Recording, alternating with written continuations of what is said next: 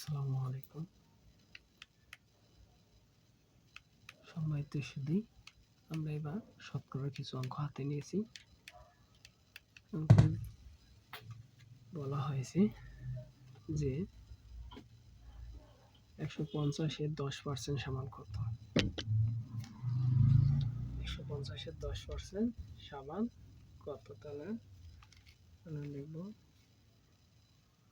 150-এর 10 আর percent কি হবে? নিচে 100 আসবে। পার্সেন্ট যখন উঠে আসবে নিচে 100 আসবে।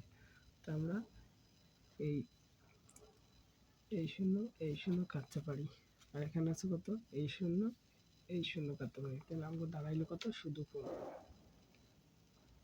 15। এটাই আমাদের আনসার।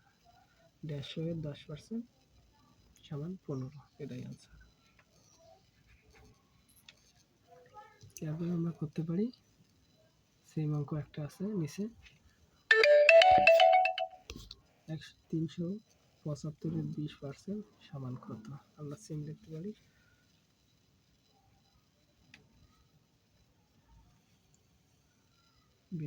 20% মানে কি? নিচে 100 উপরে 20, এটাকে বলে 20%। তাহলে 375-এর 20% মানে 375-এর উপরে 20 নিচে 100। আমরা কি করবো এখন? এইটা গুণ করবো। এই শূন্য কাটা, 2 × 2 5 দুগুণে 10। আর এখান থেকে 5 দিয়ে আমরা 5 দিয়ে 5 × 5, তাহলে 5 × 7 35, এর 5 2 5 5 25, 75। তাহলে আমাকে কত দাঁড়ালো? 75। এটাই আমাদের অ্যান্সার।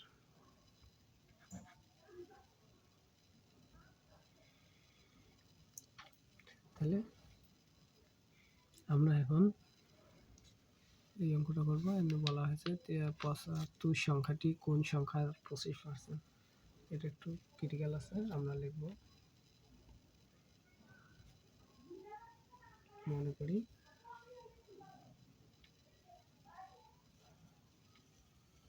অগাধ সংখ্যাটি সমান সমান এক্স। আমরা করি অগাধ অজানা সংখ্যাটি সমান সমান এক্স। তাহলে এক্স এর 25% সমান সমান কত?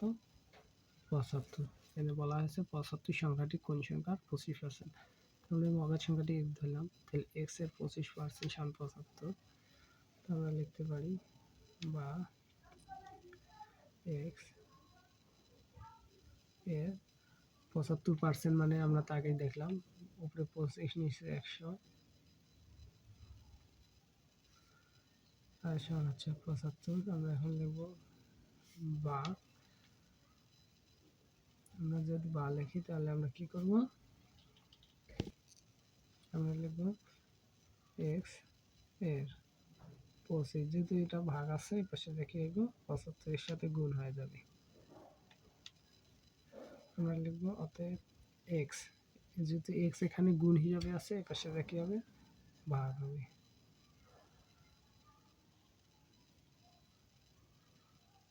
3 × 25 = 75 আর 3 × 1 = 300। এটা আমাদের অ্যান্সার। আমাদের অ্যান্সারটা হলো 300। সেম নিচে আরেকটা অঙ্ক দেওয়া আছে, বলা আছে কোন সংখ্যাটি 75%-এর 3 কোন সংখ্যার 75%? এখানে আমরা সেম লিখতে পারি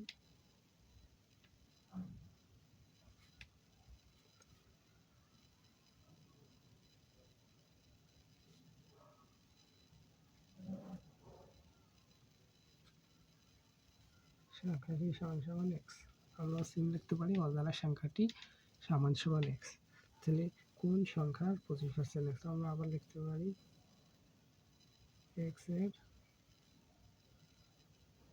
75% সমান সমান 3। আমরা লিখতে পারি বা এক্স এর, আমরা 75% মানে বুঝলাম 75 উপরে নিচে হচ্ছে গিয়া 100 সমান সমান কত? 3। আমরা আবার লিখব বা এক্স এর 75, যেহেতু 100 এখানে ভাগ আছে, ওখানে 3 এর সাথে কি হবে, গুণ হবে।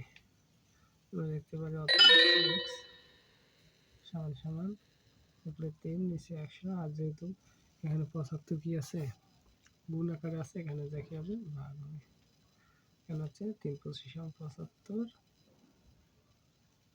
আর 25 4 25 100, তাহলে আমাকে উত্তর দিলো x সমান কত, 4। এটাই আমাদের অ্যান্সার।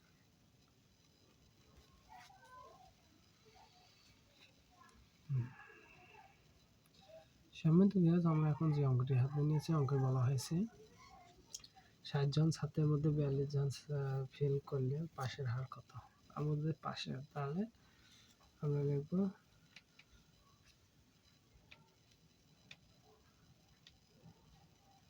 পাস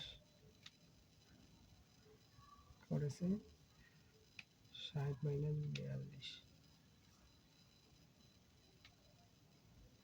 42 জন, তাহলে পাস হয় 60 জন ছাত্রের মধ্যে 42 জন ফেল, তাহলে পাস হচ্ছে 60 মাইনাস 42 যা হবে, তাহলে হচ্ছে বিয়োগ করলে হচ্ছে 18 জন।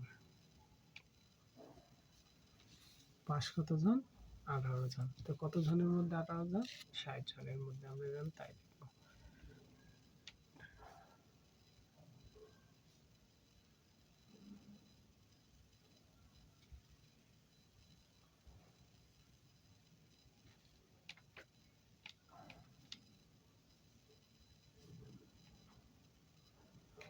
60 জন ছাত্রের মধ্যে পাস 18 জন, অতএব একজনের মধ্যে পাস কি কম, কম হলে কি হয়, ভাগ হয়। 60 জন ছাত্রের মধ্যে পাস হচ্ছে 18 জন, অতএব একজনের মধ্যে পাস 60-এর 18 জন। এখন আমরা লিখতে পারি অতএব 100 জন ছাত্রের মধ্যে পাস, তাহলে বেশি, বেশি হলে কি হবে, গুণ হবে, নিচে 60। আমরা কাটতে পারি এখন, এই 0 এই 0, 5 দুগুণে 10, 3 দুগুণে 6, আমরা এখন কাটবো 3 অক্ষে 3, 3 6 18 সমান সমান কত, 30 জন। আর উত্তর প্রশ্নে বলা হয়েছে পাশের হার কত, তো 30 জন, তার মানে উত্তর হলো কি 30